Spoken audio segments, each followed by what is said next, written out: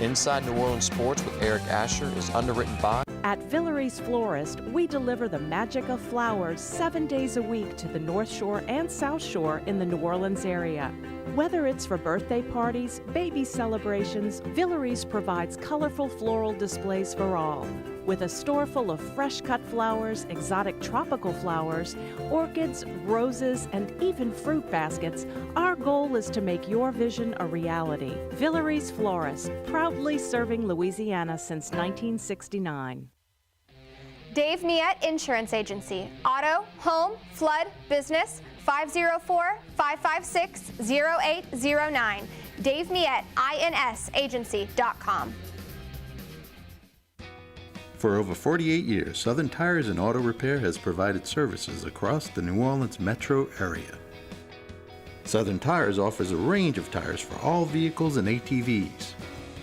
We also have a full suite of auto repair options, including brake repair, rim repair, custom exhaust, steering and suspension, tire siping, and so much more. Southern Tires and Auto Repair, 2550 Hickory Avenue in Metairie. CNC Drugs is a family-owned pharmacy that's been serving Southeast Louisiana for over 50 years. Whether you need help taking care of an elderly family member, a growing child, or even a pet, CNC provides patient-centered care for your entire family. CNC Drugs, large enough to serve you, small enough to know you. Locations in Mandeville and Araby.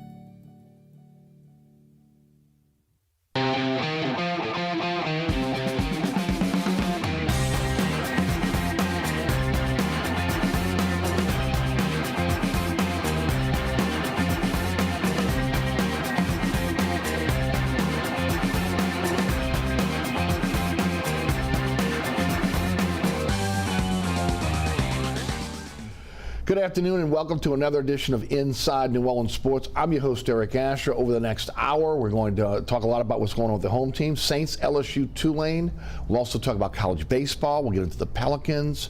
And of course, we're live from our Podcast Production Studios on this Memorial Day edition of Inside New Orleans Sports. Les East of CrescentCitySports.com and Study Down South is our guest. Of course, he's also an award-winning journalist as well as, again, an accomplished author.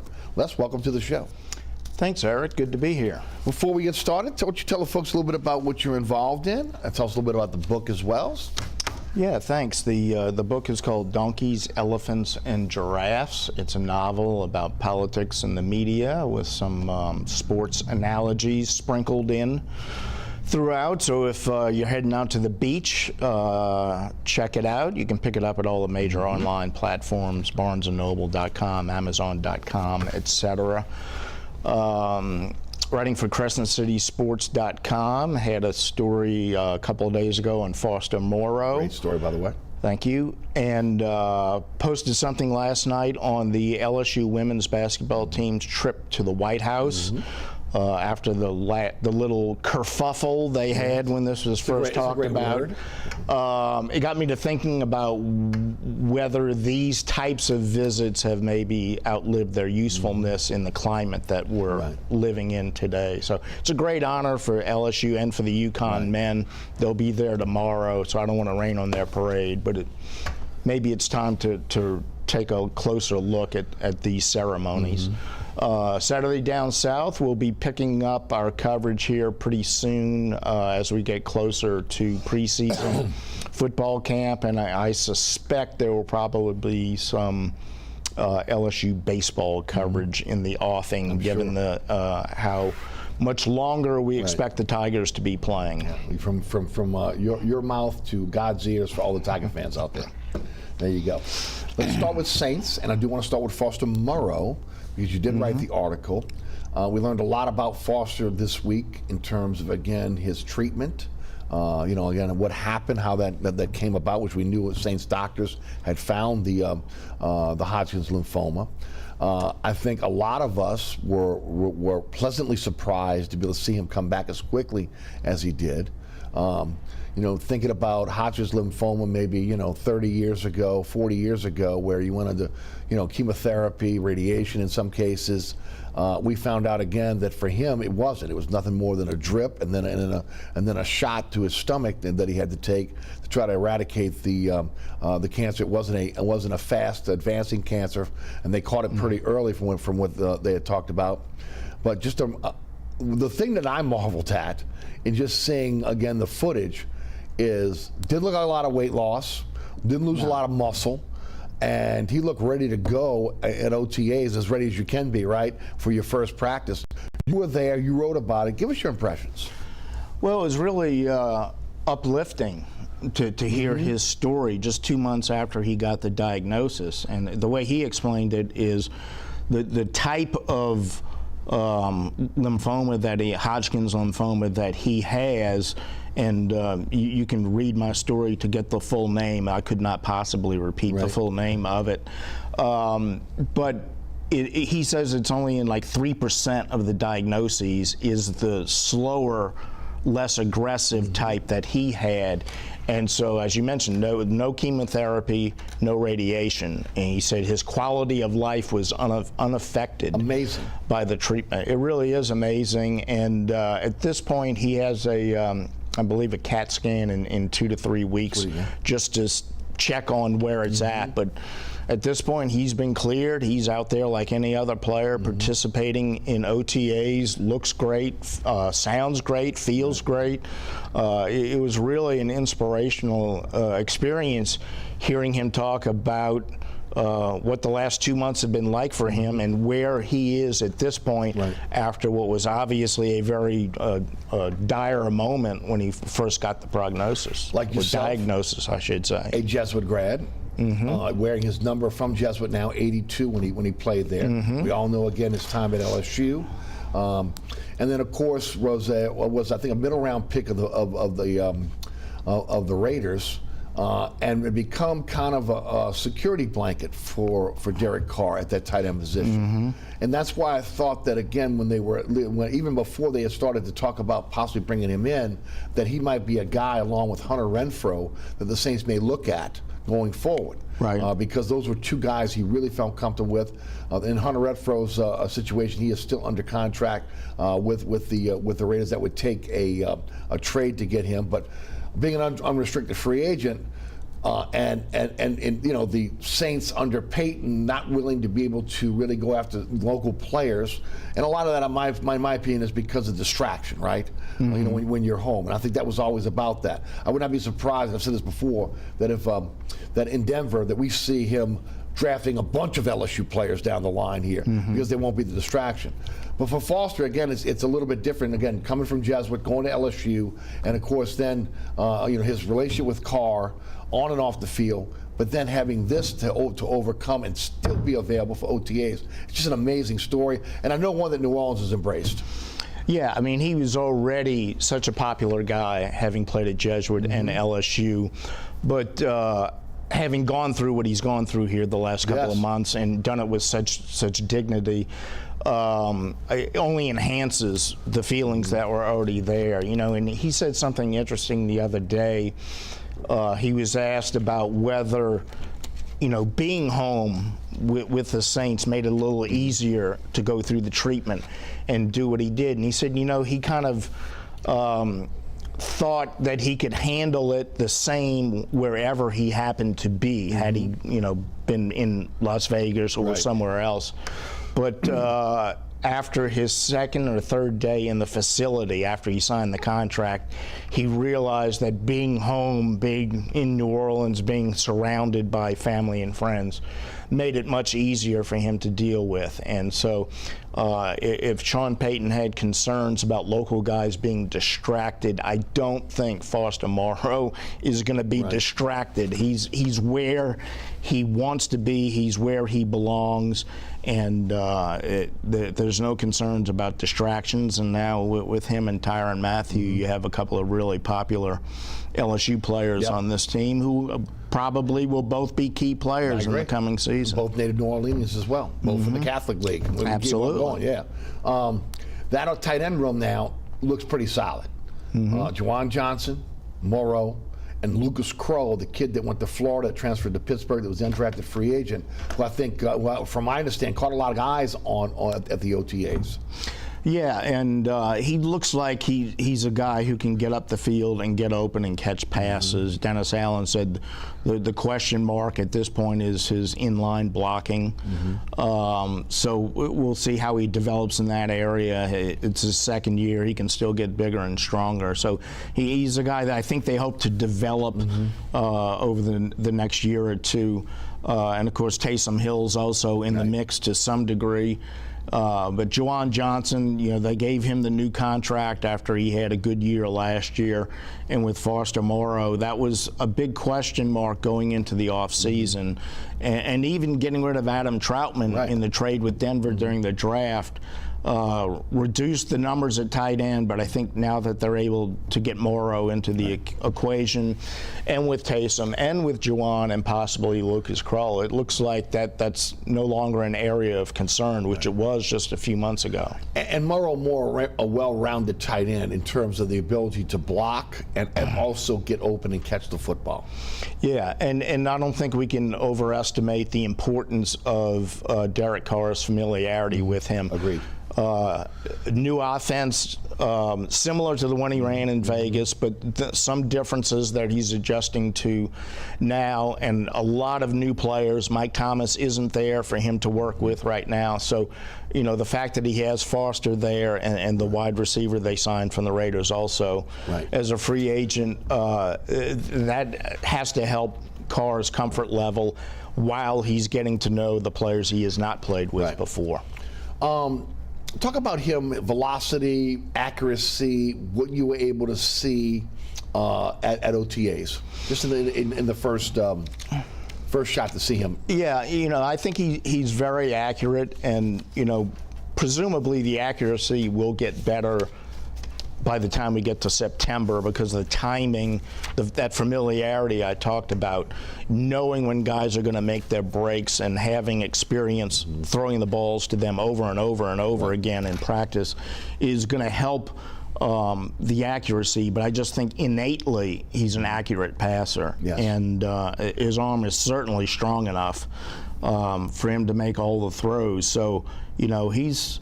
You know, I was going down the teams the other day trying to think about this because, you know, I think Derek Carr was by far the best option for the Saints in the offseason at quarterback. And yet it's easy to get overly excited and say and think that all of a sudden he's an elite quarterback. Oh, Drew Brees is back. Of course, he's not Drew Brees. No, but he sounds a lot like Brees in the press. He does. He handles himself. Like Brees, yes, he does. And he's a very good player, and he looks like he's going to be a good leader. But it's easy to get overly excited and think he's maybe one of the 4 or 5 best quarterbacks in the NFL. I don't think he's one of the 4 or 5 best quarterbacks, but I think he's probably in the top 7, 8, 10 quarterbacks in the NFL. You know, there are a lot of guys right now. I don't know where you put Kyler Murray at this point. I don't know where you put Trevor Lawrence in his development, or even Justin Herbert. So, you know, it's hard to pinpoint him, but I think a top 10 quarterback is a reasonable estimation of his value. And when you look at the other pieces on this team, the way they've upgraded the offense, the way the defense played down the stretch last year, that should be more than good enough for them to have an exciting season. In his time with Las Vegas / Oakland, if you want to put maybe a label on him, it would be, again, a guy that dinks and dunks a little bit. Again, maybe a guy that you know will take that, is not throwing the ball downfield as much as maybe we thought he would. Maybe that's a byproduct of the offense, where he's looking for that safety valve to get the ball out to. Maybe that first or second read, but we'll see how it plays here. Well, again, with the now look, he has some real talent around him at Las Vegas. Nobody could come and say, oh well, you know, he didn't have a talented wide receiving core. He had a talented offense around him. Sure. And you know, we'll see what the Saints ask of him. Again, it's a similar West Coast type of offense, and I don't think the Saints are going to be throwing the ball down the field a lot. They do. Coach running.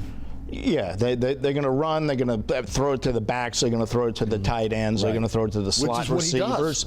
That's what he does.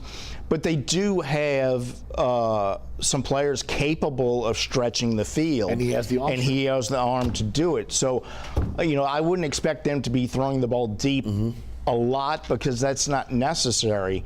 They can be extremely successful with the underneath stuff and with the running backs that they have, but like Rashid Shaheed gives them an opportunity to stretch the field from time to time. Maybe the rookie from Wake Forest, big target, he might be able to get into the mix as well. But Mike Thomas caught 148 passes or whatever the last time he was fully healthy, and there weren't a whole lot of deep balls there. No. But it's the volume that matters. And so I think he can make the deep throws. I think they have people who can get open deep when they need to, but I don't expect that to be a big part of their offense, because it doesn't need to be. Yeah, you mentioned the receiver he played with was Edwards, over in, actually it was in Oakland. I'm not sure he was in Vegas. When you look at the one thing that stuck out to me, and something you and I have talked about on the radio show, I think we talked about on this TV show as well, is the participation by the veterans that we saw during the Breeze era, and then that tailed off as Breeze, after COVID, where Peyton again told them, well, the COVID year we don't have to come in. Well, that was league-wide. Then the next year even said, well, go work out on your own, and we'll get together in camp. And I think that affected them. I have always been one that said that this is the time you build teams. You build camaraderie, you build a championship team during OTAs and during mini camp, and then into training camp.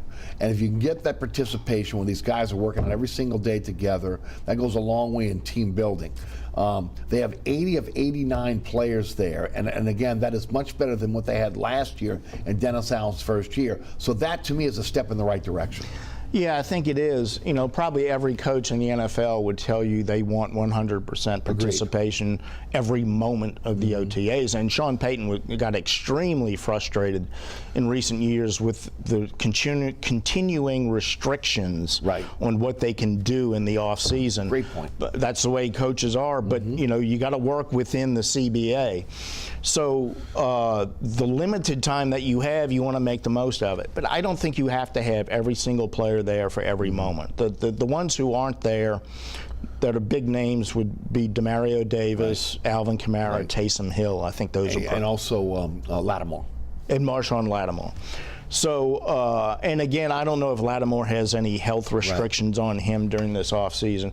I don't know that Demario Davis is going to learn a lot during OTAs. He's 34 years old. But he can teach. He can teach. His presence would be good. And Dennis Allen said, he's still hopeful that some more guys will trickle in. This was just the first week of OTAs this week. So maybe they'll have a little more participation. And among the 80s, some of them are not on the field, like Trevor Penning, for instance. But, 80 out of 89, I think is fine. Yeah, ideally, you'd like everybody to be there. But I think, I don't think we're going to be sitting here in October saying, boy, they lost that game because they had 9 guys missing at OTAs. What were some of the things that stuck out to you in the first OTA practice you were able to see? Well, there's not a whole lot that sticks out because they're running around in shorts. Yeah, I mean, so the linemen, you don't really learn anything about the linemen. And it's 7-on-7 for the most part. It's pitch and catch. So, to me, when you're talking about mini camp and OTAs, you're just looking to see if there are any red flags. Is somebody dropping passes? Is somebody blowing their assignment? Or their false starts? Or is there miscommunication between the quarterback and the receivers? And with a new quarterback and a lot of new players, you would probably expect some of that to happen. But I didn't see any red flags where I would say, boy, they missed on this guy, or boy, that they shouldn't be making that same mistake over and over again. So to me, that's the main thing. I didn't see any red flags go up, and I think that's all that matters. You're not going to sit out there and look at these practices and make determinations about who's really going to be a good player, Agreed. or better than expected or less than expected in the regular season, because you're just not seeing enough real football. You're not seeing any real football. Let's talk a little bit about Cam Jordan. Brett Martell has reported that he's looking, or they're working, the Saints and his people are working on a 2-year extension. He'll be 34 as the season starts. $23.4 million in dead money if he doesn't re-sign. So there again, there's a you look at both on the Saints side and also on the Jordan camp. There's a reason why you want to try to get something done there. You don't want to have to eat that dead money, and you kick some of that down the road as well. To me, it's a no-brainer. You're bringing him back. Sure. You're hoping that you get something from the other side, okay, or the interior, where this guy's not getting double-teamed constantly. He's been double-teamed his whole career. Right. And if he could possibly get to a point where somebody else could be a force on the opposite side, I still think he could put up great numbers. By being singled up. Now, doubled up, he had a decent year last year as well, even though some people think he's a descending player. I do not. What are your thoughts? Yeah, I don't think he's a descending player, but just looking at the calendar, you would expect that at some point soon there is going to be some descending going on, but I haven't seen it yet. But you're right, they need someone to take some of the attention away from him. Yes. This is a huge season for Peyton Turner. Yes. He's had 2 seasons with injuries limiting him. When he's been healthy, on occasion, he's shown flashes of the ability that led them to draft him in the first round, but he's got to be available for most, if not the entire year, and he has to warrant attention from the opponent so that Cam Jordan isn't consistently double-teamed. So I think he's a real key to what happens on the defensive line. Certainly the 2 draft choices can help in that regard. I think having Tona back, they re-signed him, another talented defensive end. Granderson has really gotten better every single year. Yeah, Carl Granderson, that's a good point. He has gotten better every year. He's probably even ahead of Turner on the depth chart at this point.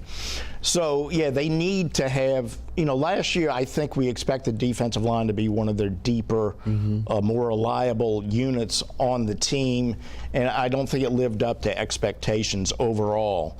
And that wasn't really Cam Jordan's fault. I think that fell somewhat on Marcus Davenport and on Peyton Turner. Right. And then some of the guys on the interior, I don't Agreed. think did quite as well as they had in the past. So they need to have the type of depth and rotation that they expected to have last year. They need to have that this year, and that's going to require a lot of young players stepping up. Well, they bring in Saunders and Sanders on the inside. Again, you're looking at Foskey and Brzee, coming in as draft picks. You're hoping that again that and maybe there's an opportunity. We'll see what happens. They brought in an XFL guy. They brought in Lalos, who again have been here for a cup of coffee. See what's going to happen with that interior rotation. On the outside, they just got to get production. Okay, they got to stop the run on the inside. There's no doubt about it. You'd like to be able to see again if Brzee can be an interior pass rusher. From his size, like he was at Clemson in his first year, where he was terrific. But Saunders and Sanders are the key going into this season now. When you talk about the middle of that line, now, on paper, it looks like an upgrade. Okay, on paper, but based on what they did in their last year of their deals, but they were in their last year of their deals at a time when Onyemata looked like he was descending a bit, right? But again, he got a nice contract. We'll see if ultimately that's a wash or not. Once the season starts, in terms of again losing their last year's defensive tackles to what they brought in this year. Yeah, they the 2 veterans they signed at tackle are really important because they are going to be key to shutting down the run the way we've been accustomed to them doing. They didn't do it quite as well last year. And if they do that, I think with the 2 draft choices and with Granderson, I think they have a lot of flexibility on 3rd down to move guys around. There's a lot of versatile guys. You mentioned Breezy, maybe being able to generate a pass rush from the inside, but I think both draft choices can move inside and outside. Right, that's a great point. And so they have a lot of options there if they can get teams into 3rd and long. Right. You know, if teams are getting a lot of 3rd and 2s and 3rd and 1s, that kind of limits how they're able to use their rotation there. So I think those two guys helping them to stop the run on 1st and 2nd down is going to be really important. And then the other thing we have to figure out, they have a new defensive coordinator. Mm-hmm. They have a new defensive line coach in Todd Grantham, right, who has a lot of experience, a lot of skins on the wall. Agreed. But Ryan Nielsen was one of the better coaches on this staff. And one of the better in the NFL. Yeah, defensive line coach, right, co-defensive coordinator last year. He helped develop a lot of the young linemen we've been talking about, some of the ones they lost in free agency. So, you know, that transition to a new coaching staff is also a factor.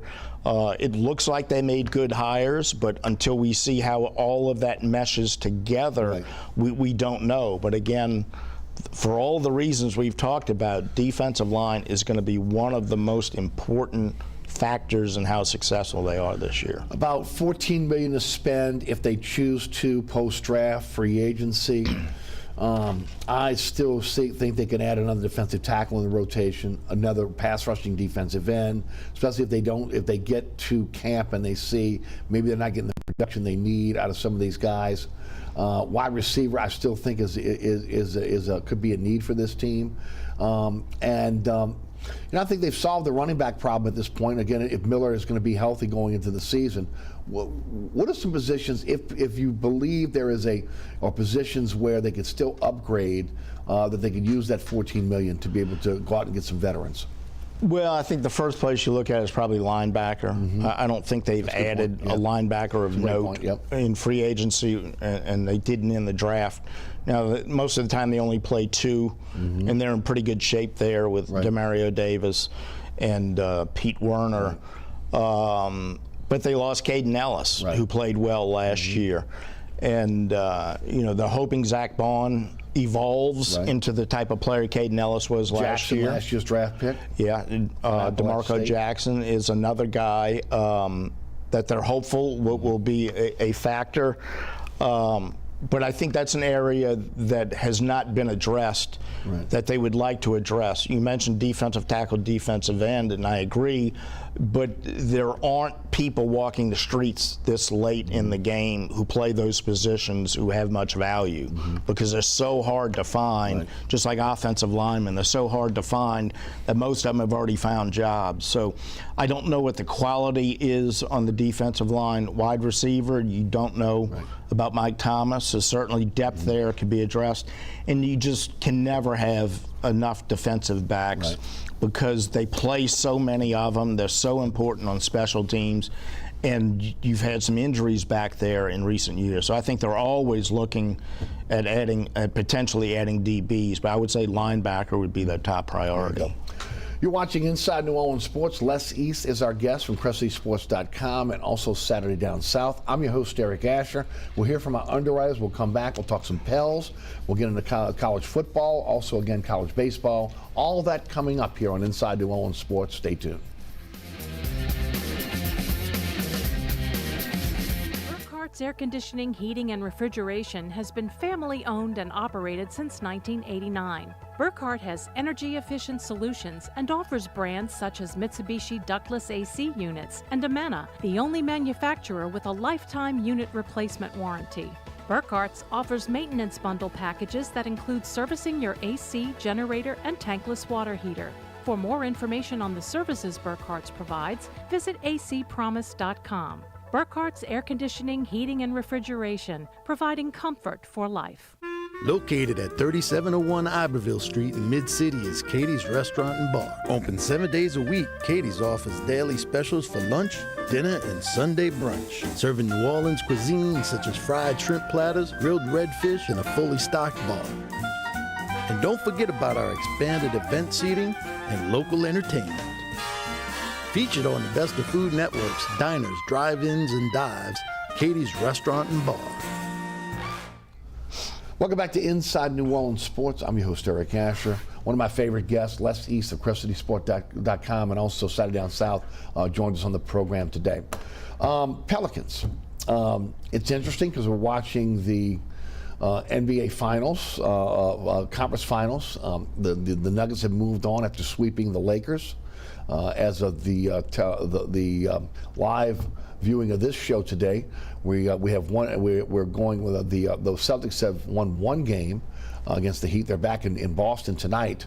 The Heat have shown that you do not have to be in the lottery every single year to build a successful championship type team, with 4 undrafted free agents that are participating and are a big part of their team. Pat Riley has a system that they draft and bring players into that in for that system. They've done a great job in bringing some guys maybe off the scrap heap. You know, Jimmy Butler was thought to be pretty much a descending player, and he's been playing incredible for them. But a lot of people believe late lottery pick, second round picks, they don't matter. And I've always been one to say they do matter. There are good players in drafts that happen in the second round. There are good players that can come into the league and play that are outside of the lottery. You have to have great scouting, and you have to understand again what you're trying to do on the court, and what's going to work for your team, what's your system, a la what Riley has been able to do for his years in Miami. So a lot of people saying Pell's got the 14th selection in the draft. That's a trade. That's a pick you want to trade. You're not going to get anybody. And I say that Pat Riley is living proof that that's not true. That's not true. Now, again, you may have missed on the 8th pick with a couple years ago with the big kid from California. I'm losing his name right now, but. You can get good players in the back end of the lottery. My question to you is, what do you think they're doing with the 14th pick overall? Jackson Hayes was the kid I was thinking about. Do you think they're going to stand pat, try to get a shooter or a big, that is an athletic big? They'll package that pick, possibly trying to get with maybe a veteran like a Valanciunas, who's in his contract. He's in his final year of his deal with the Pels. To try to get a veteran to come in to augment this roster. What direction do you think David Griffin is going? Well, I think they'll be listening to anybody who's possibly interested in the 14th pick. I don't think that they're going to be aggressively trying to unload that pick. I think they would be content to stay at 14 and utilize that pick probably for a shooter, but possibly for a big. And you mentioned the success the Heat has had, and another thing that's really helpful to them is Eric Spoelstra is one of the best coaches of his generation, and he learned under Pat Riley, so that system can continue. Yeah, the way those two fit together is perfect. And San Antonio for years did the same thing. Manu Ginobili and other guys they got at the end of the first, second round, but the Pelicans themselves. Herbert Jones is a second-round draft choice. So don't fret about only having the 14th pick when you look at what you can get in Herbert Jones in the second round. True. And, Jose Alvarado undrafted. So Marshall undrafted. Right. So we may see he gets overlooked, but E.J. Liddell, who was hurt last year, second-round pick. Who they really like, right? Yeah, they really like him. If he's healthy, I think he could open a lot of eyes this year. He's a physical guy that can shoot, but also, again, can rebound, defend. Yeah, he can play a lot of positions. Yes. So I think the Pelicans themselves have a lot of examples of how you can get good players after the lottery, after the 14th pick. Now, back to your original question, I think ideally they would like to get an athletic big. Jackson Hayes, we assume, is leaving in free agency. Right.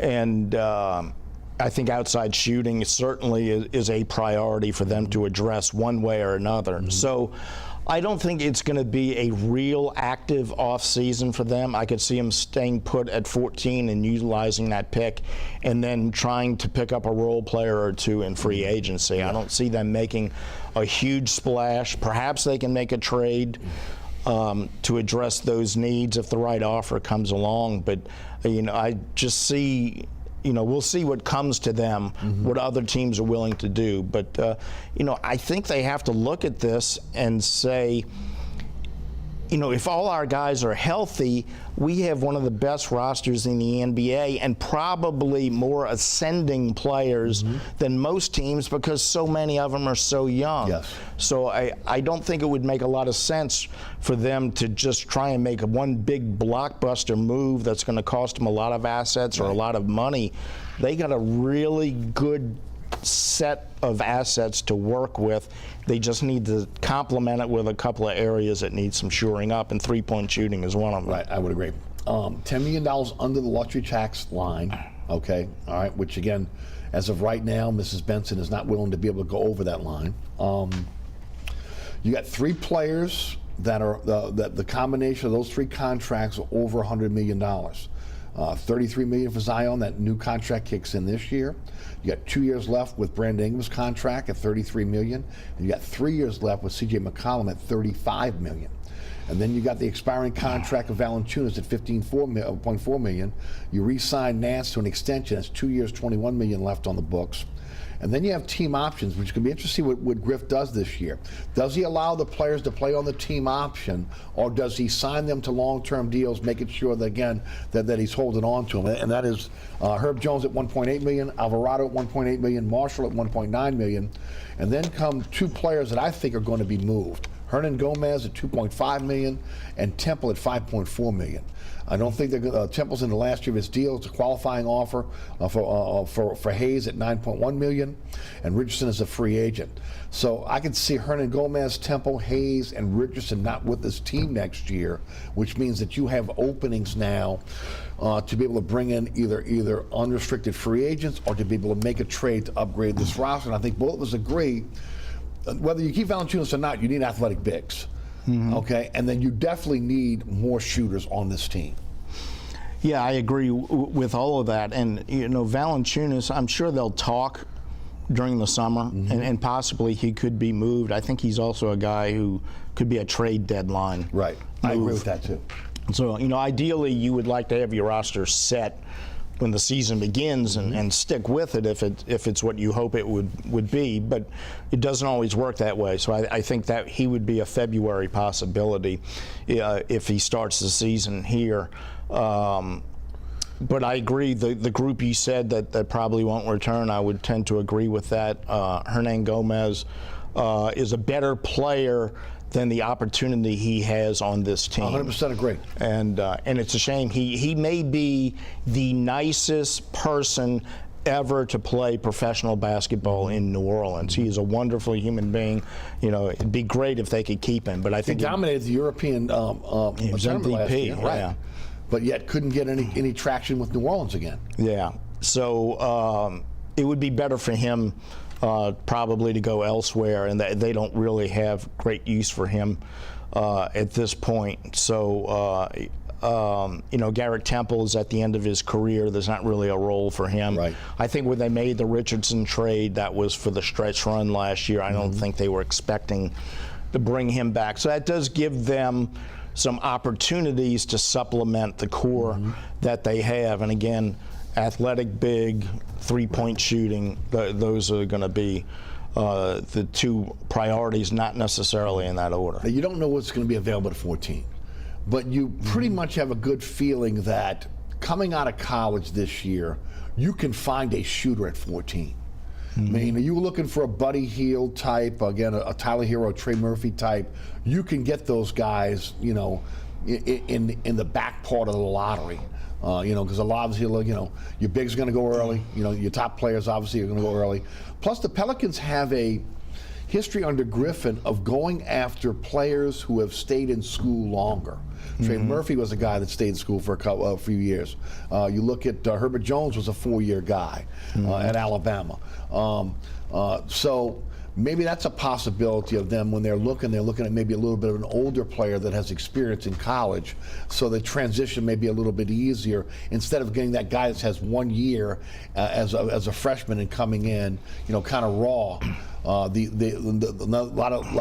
the CBA now with the G League now, and getting guys that are playing there that chose not to go to college, that maybe have got a year or two playing against professionals, or again European players, also a possibility. Yeah, and I think it's smart to go for guys who have stayed in school longer. Herbert Jones being the perfect example, and because of extra COVID years, I think you're going to have more guys with more college experience than a normal draft would have. So I think they can find somebody who fits that bill. And this is a team, they should be thinking, and I'm sure they do, if we keep our guys healthy, we're going to compete for a division championship, and we can make a run deep into the playoffs. So we're not looking for somebody who's 19 years old that might be good in 2 or 3 years. Right. Let's get a guy who can fit into the rotation now, give us the three-point shooting we need now. You already got a lot of young players on this team. Right. So I think it makes sense for someone, an experienced player who can come in and knock down threes is what they're going to be looking for at number 14. Agreed. Monty Williams, Mike Budenholzer, Doc Rivers, all fired. Nick Nurse. I asked this question last week to our panel. I ask it to you again. Willie Green, playoffs first year, and coming out of the tournament. This year he doesn't make the playoffs. Is there a little bit of a hot seat for Willie Green in New Orleans? Based on what we're seeing around the NBA right now, where there's not a lot of patience with coaches that are winning, that are coaches of the year, that have skins on the wall.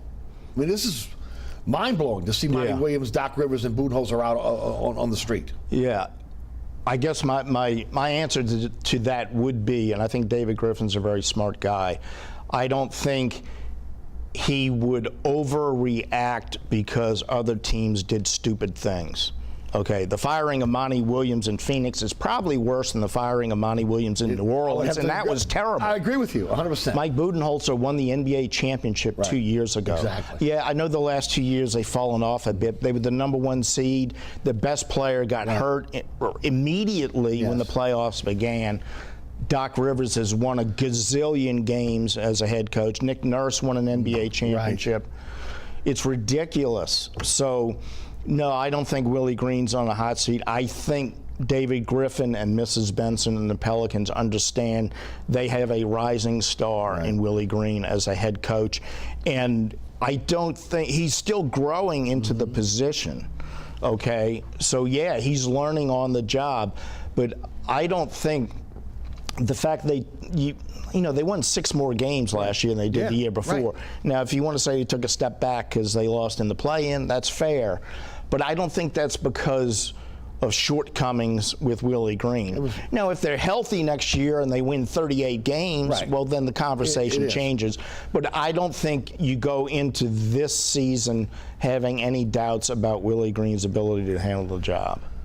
John Collins has been the #2 on the bench for Willie Green. There's been some talk of maybe getting a veteran coach next to him. We've seen D'Antoni as a consultant, but he's not here. Again, the need for a veteran coach is so you can make those decisions under fire that they're there, not talking about it in a PowerPoint on 2 days later. Right. Do you think that's something they may look at? Yeah, I do. And our friend Fletcher Mackel tweeted this when Monty got fired. And the planets would have to align perfectly. Completely. Monty's probably going to get a job if he wants it this year. If he doesn't get the right job, he may want to take a year off. Yes. But if he were not to get a head coaching job this offseason that he wants, and he wants to stay involved, he would be the perfect consigliere for Willie Green for a year or two, because he's going to be back. If he's not back this summer, he's going to be back in a year or two. Now, that's unlikely to happen. Right. But, especially the way things were left when he was dismissed. Well, Yeah, as far as the front office, Yes. there would be some They have to mend smoothing some over. It would have fences, to be yes. done there. But that type of situation where you have a head coach, a more mature coach than Willie and his assistants, who's had some success in the league, to bring him in, probably that would have been a good thing to have done 2 years ago if they could have found the right person. But yes, I think that is something they should definitely look at, is bringing a more mature voice into the coaching staff to help Willie Green with his development as a head coach. Shift to Tulane football. Former Saints, former LSU special teams coordinator McMahon has been hired by the Tulane Green Wave. Look, he was a really good special teams guy here in New Orleans. Again, that kind of waned down the stretch when Peyton had to make changes on his coaching staff. Obviously, he was one of the ones that went out. He did a pretty good job up at LSU. Now he's with Tulane. Yeah, how about Willie Fritz? He adds Greg McMahon, Super Bowl winning special teams coach with the Saints, experience at LSU, and Dan Rauscher, former Saints offensive line and tight ends coach, is now the Green Waves offensive line coach. I think those are outstanding hires for Tulane. Two seasoned, proven coaches at the highest level. I'm sure the younger guys will probably be the ones doing most of the recruiting. Those guys are there to coach the guys once they're there, and they're better than most of the people, I think, in the American Conference. So just outstanding hires. I think Willie Fritz, for the most part, has had a very good staff throughout his tenure. He's had to make a fair number of changes, generally has made good hires, and I think he's made outstanding hires here recently. A lot of big expectations for Tulane this year, and I think rightly so, especially with the defections from the American Conference.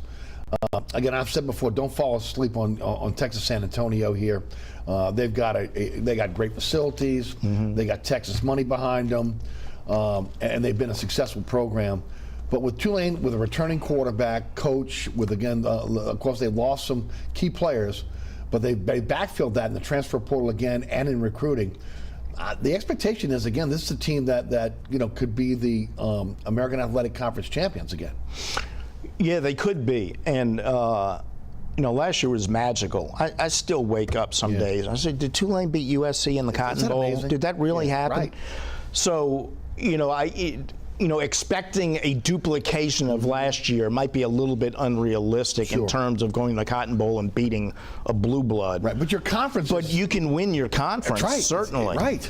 And from the time he got there, Willie Fritz has talked about sustainable success.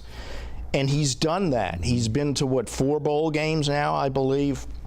First coach to go to 3 in a row. Won the Cotton Bowl again. So I think he's done the heavy lifting. And I think the portal has definitely helped him plug holes that need to be plugged. I agree. Now, there's not another Ty J. Spears coming through the door, but they got a lot of players. Yeah. So there may not be the one dynamic player, but there's enough there. So I think expectations should be very high for Tulane, and I think as far as the sustainable success, I think he's done the heavy lifting already. And he's got a returning quarterback, which again, with a tremendous amount of experience and a lot of wins under his belt as well, who's gotten better every single year he's been at Tulane. Yeah, Michael Pratt's played a lot of football, made a lot of big plays, very smart player. I don't think you can overstate how important he is to this team going into next season. So, yeah, I think expectations should remain very high for Tulane, and we could be entering. We may not realize it yet, but we may be in the midst of one of the elite stretches in the history of that program, because there haven't been a lot of them, but this is a special time. I agree with that, and also, again, it is necessary and needed if ultimately, again, when the next round of conference realignment comes around, and there will be more, right, that they will be in the mix. They felt kind of slighted not being in the mix, but it is what it is. Okay, you've really done nothing over the last few decades to say that again, and that again, you deserve to be moved into the Big 12, or maybe if the American, if the ACC was to open up and allow teams to come in there. But I think if they, in this stretch, as you mentioned, over these next few years, if they're putting up championship-type football year in, year out, they're going to be invited to another conference. Yeah, I think that's right, but it's so hard to project what's going to happen because we're moving toward super conferences. Right, exactly. A maximum of 4. Okay, because the SEC is getting ready to expand again. Right. And it's condensing into a smaller group of teams that are able to compete for the CFP. Right. So it's going to be difficult for teams not in that group already to crack into those diminishing opportunities. But the expansion of the playoffs does help there. It does help. And so Tulane, I think the timing is just right. Okay, what they did last year and what they've done under Fritz, but especially last year, people sitting there on January 2nd watching the Cotton Bowl and seeing Tulane beat USC. They're like, wow, I didn't know Tulane played football anymore. And so I think the timing of that, and if they're able to continue it for another couple of years, yeah, it gives them their best opportunity to break through the glass ceiling that they've had since all of this all these changes have begun. And really, again, to make up for something that was really the biggest mistake in the history of the program, leaving the SEC. Yeah. I mean, if you look at Vanderbilt, you could still be Vanderbilt at this point, and you're not. And just the money that would be flowing in to the Tulane programs every single year for being a member of the SEC, it would be a different era, different result than what we've seen. Some years good, some years not good. It'd be sustainable success there. Okay, LSU signs Logan Diggs, a former Rummel player from Notre Dame. He now solidifies that offensive backfield. They look very good on paper. They look like they could be a top 10 team on paper. Give me your thoughts on LSU going into this season. Well, I think the expectation is that they'll be a top 10 caliber team. It's always tough in the SEC because of the schedule is so difficult, and they got Florida State on the road, neutral site, but in Florida, to open the season. That's a program that has improved, that beat LSU last year. But I think at the end of last season, LSU probably would have beaten Florida State. So that's not a daunting task, but it is tougher than most non-conference games in the SEC. But they have used the transfer portal so well. Yes. Brian Kelly showed last year why he's one of the better coaches in the country. They have, Jaden Daniels is only going to get better his second year in the offense. Running back was a concern. Now Diggs solidifies that to a large degree. I don't think we know yet about John Emery. Probably not counting on him at this point. You're not leaning on him as much now. Right. I mean, exactly. That's why Diggs is so important. I think they've come a long way with their offensive line.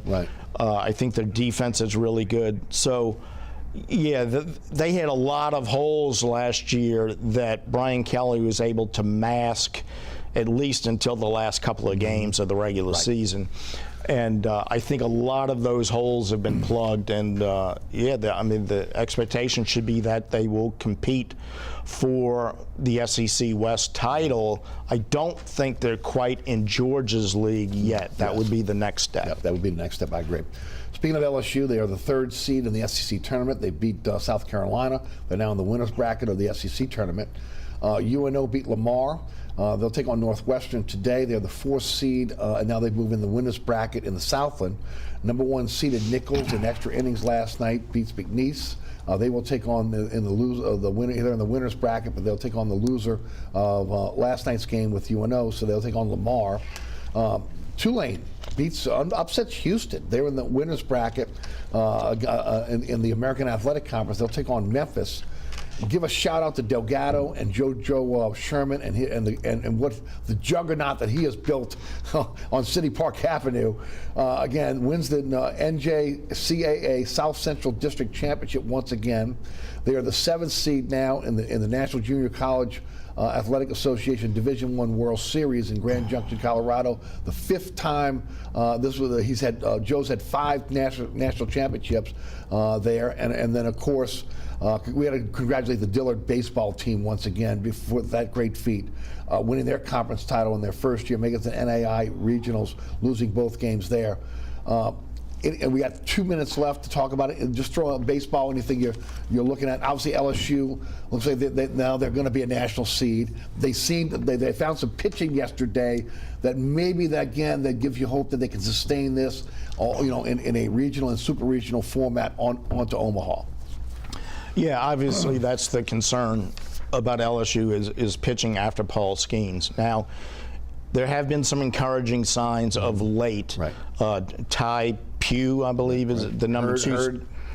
He's pitched better as the number 2 starter. They got good pitching yesterday. Right. So if they have 3 or 4 guys that they can count on beyond Skeens, then they can get to Omaha. Especially in the winners bracket. Yeah, I mean, there's no question about it. And Skeens can give them a leg up in any tournament they're in. I don't think they're going to have any trouble winning a regional in Alec Box Stadium, no matter who comes here. Right. I mean, they're going to win the regional. Super regional, you only need to win 2 games. Paul Skeens is probably going to win the first one. Right. So that doesn't seem like a daunting task, even with the pitching issues they have, because their lineup is so good. Right. And then when you get to Omaha, if Skeens gets you off with a win, then the games get spaced out so much, you don't need to use a lot of pitchers. Yes. So I understand the concerns about the pitching staff. They're legitimate, but I wouldn't freak out about LSU's because their hitting is so good. There's some encouraging signs in the pitching staff right now, and Paul Skeens is great. So, I think there's a little too much clutching of the pearls when it comes to LSU. Right. Now, Delgado, you made a good point. Great season there. And Joe Sherman, bringing up COVID again, he talked about this back in January. This is probably the most experienced team he's ever had because of it. Extra years because of COVID, and because there's so many kids with extra years from COVID in college that a lot of kids are looking for JUCO opportunities because it's bottled up at the college level. So the team he has may be the most talented he's ever had, and he's done a great job of pulling it together. I think they went undefeated in conference play for the first time ever. And of course, as we wrap up here, Tulane, Nichols, and UNO, they have to win the conference tournament to get in postseason. We'll see how that plays out. Les, as always, thanks so much for your time. Certainly appreciate you joining us here on Inside New Orleans Sports. Thanks, Aaron. Again, accomplished author and also award-winning journalist Les East of CrescentCitySports.com and Saturday Down South, our guest. Thanks so much for tuning in. So many ways to catch our program now. There's a QR code on your screen. Click it with your phone. It'll take you either to my website, ericasher.com, or also, again, to the WLAE-TV YouTube page, where, again, you can see the show year-round. Also, again, you could catch, pick out your favorite time slot. So many ways to catch our program. Set your DVR so you'll never miss Inside New Orleans Sports. You catch me on the radio 4 to 6 weekdays, Nash 106.1 icon. Also, again, you can listen live at ericasher.com, the iHeartRadio app, the TuneIn Radio app. Our podcast is on the Apple Spotify app, but on all podcasting platforms. Search Inside New Orleans Show with Eric Asher. You'll find the radio show there. And, of course, we want to thank our great underwriters who make this show possible. We appreciate each and every one of those companies that, again, support our program. Please support our underwriters. It makes this show happen. Also want to thank our crew here at WLAE-TV, Ron Yeager, Jim Dotson. Also, again, Logan Graffia, Jonathan Whitehead, Danielle Wick, Logan Graffia, Alex Chacon, and our director, William Hill. It's just getting so crowded back in that control room now. I'm losing track of everyone. Have a great Memorial Day weekend. I'm Eric Asher. We'll see you next week for another edition of Inside New Orleans Sports. Our guest next week, scheduled to be Sean Fazan of Fox 8 Sports. Have a great weekend.